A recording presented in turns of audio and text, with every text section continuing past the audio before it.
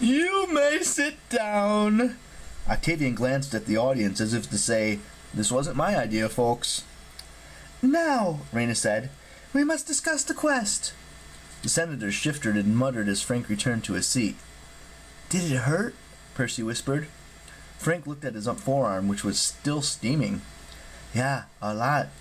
He seemed mystified by badges in his hand, the centurion's mark and the mural crown, like he wasn't sure what to do with them. "Here."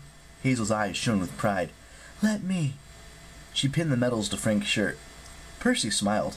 He'd only known Frank for a day, but he felt proud of him too. "You deserve it, man. What you did last night, natural leadership." Frank scowled. "But Centurion?" "Centurion Zhang!" called Octavian. "Did you hear the question?" Frank blinked. Sorry, what?" Octavian turned to the Senate and smirked like, "What did I tell you?" "I was asking," Octavian said like he was talking to a 3-year-old, "if you have a plan for the quest. Do you even know where you're going?" Hazel put her hand on Frank's shoulder and stood. "Weren't you listening last night, Octavian? Mars is pretty clear. We're going to the land beyond the gods. Alaska." The senators squirmed in their togas. Some of the ghosts shimmered and disappeared.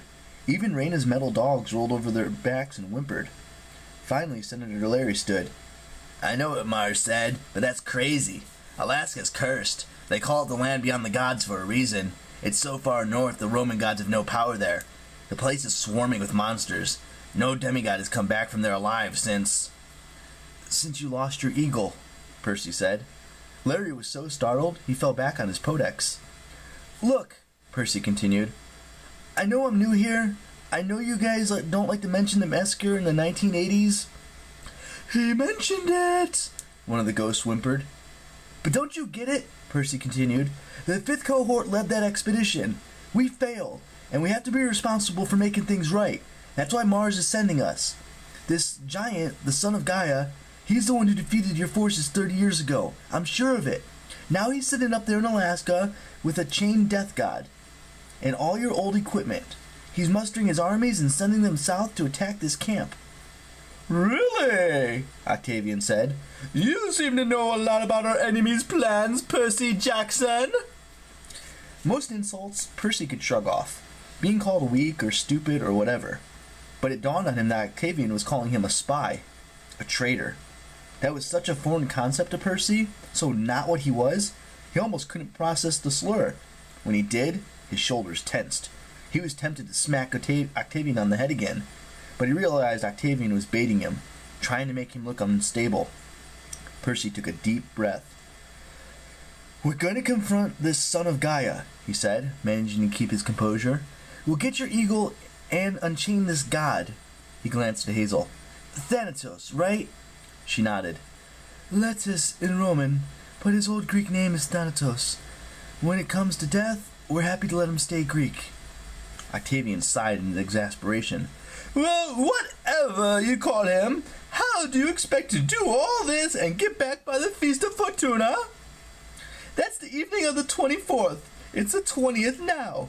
Do you even know where to look? Do you even know who the son of Gaia is?"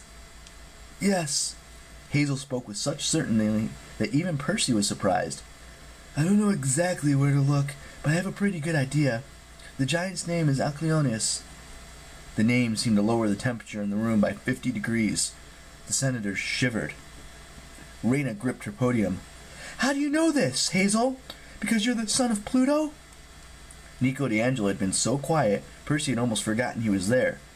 Now he stood in his black toga. "Praetor, if I may," he said, "Hazel and I, we learned a lot about the giants from our father.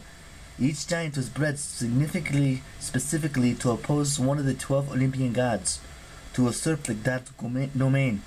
The king of the giants was Polyphrion, the anti-Jupiter, but the eldest was Alcleonius. He was supposed to oppose Pluto.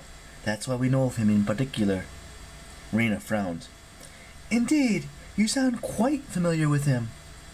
Nico picked at the edge of his toga. "Anyways, the giants are hard to kill.